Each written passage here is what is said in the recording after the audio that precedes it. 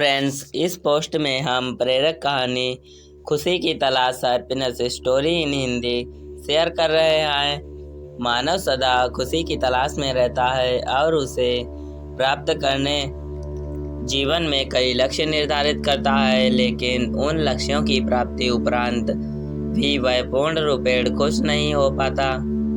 उसे सदा खुशियों की तलाश रहती है। यह कहानी आपको वास्तविक खुशी का अर्थ समझने में मदद करेगी। पढ़िए motivational story for happiness in Hindi. एक बार सृष्टि के रचयिता ब्रह्मा जी ने मानव जाति के साथ एक खेल खेलने का निर्णय लिया। उन्होंने खुशी को कहीं छुपा देने का मन बनाया ताकि मानव उसे आसानी से प्राप्त ना कर सके। ब्रह्मा जी की सोच थी कि जब बहुत तलाश करने के बाद मानव खुशी को ढूंढने निकलेगा, तब शायद वास्तव में खुश हो पाएगा। इस संबंध में मंत्रणा करने उन्होंने अपनी परामर्श मंडली को बुलाया।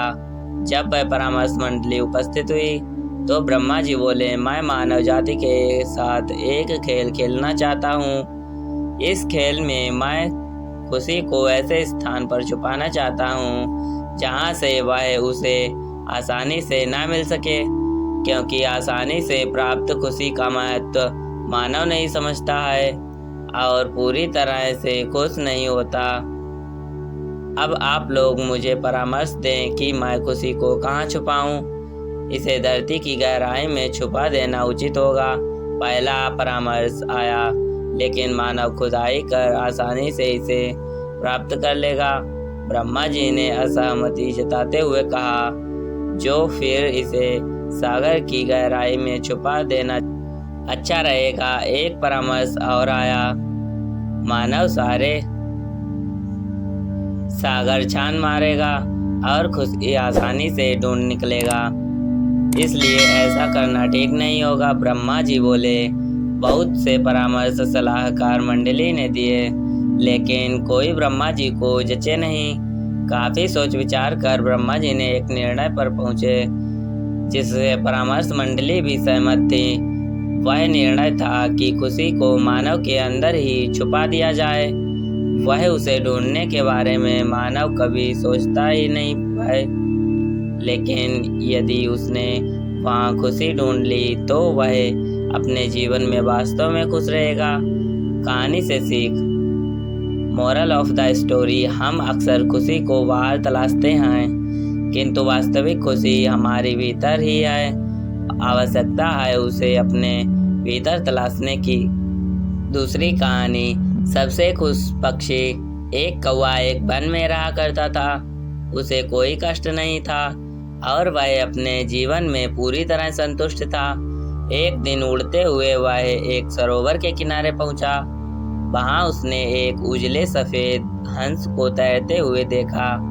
उसे देखकर वह सोचने लगा, यह हंस कितना सौभाग्यशाली है जो इतना सफेद और सुंदर है।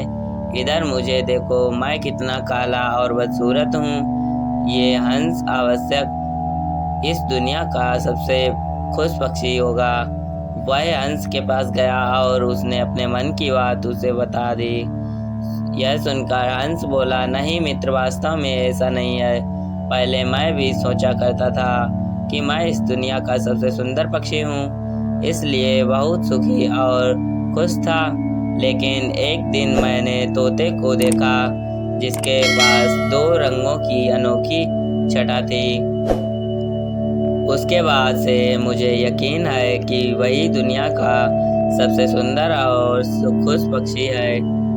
हंस की बात सुनने के बाद कौवा तोते के पास गया और उससे पूछा कि क्या वह दुनिया का सबसे खुश पक्षी है। तोते ने उत्तर दिया, मैं बहुत ही खुशगवार जीवन व्यतीत कर रहा था जब तक मैंने मोर को नहीं देखा था, किंतु अब मुझे लगता है कि मोर से सुंदर तो कोई हो ही नहीं सकता, इसलिए वही दुनिया का सबसे सुखी और खुश पक्षी है। इसके बाद कौवा मोर की खोज में निकल पड़ा। उड़ते उड़ते वह एक चिड़ियाघर पहुंचा। वहां उसने देखा कि मोर एक पिंजरे में बंद है और उसे देखने के लिए बहुत सारे लोग जमा हैं। सभी मोर की बहुत सराहना कर रहे थे। सबके जाने के बाद कौवा मोर के पास गया और उससे बोला, तुम कितने सौभाग्यशाली हो जो तुम्हारी सुंदरता के कारण हर रोज हजारों लोग तुम्हें देखने आते हैं। मुझे तो लोग अपने आसपास भी फटकने नहीं देते हैं और देखते ही भगा देते हैं। तुम इस दुनिया के सबसे खुश पक्षी हो ना। कौवे की बात सुनकर मोर उदास हो गया। वह बोला, मित्र, मुझे भी अपनी सुंदरता पर बहुत गुमान था। मैं सोचता था कि मैं इस दुनिया का क्या बल्कि इस पूरे ब्रह्मांड का सबसे सुंदर पक्षी हूँ। इसलिए खुशी भी बहुत थी। लेकिन मेरी यही सुंदरता मेरे शत्रु बन गई और मैं इस चिड़ियाघर में बंद हूँ। यहाँ आने के बाद इस पूरे चिड़ियाघर का अच्छी तरह मुआयना करने के बाद मैं इस नतीजे पर पहुँचा कि कौवा ही एक ऐसा पक्षी है जो यहाँ कैद नहीं है।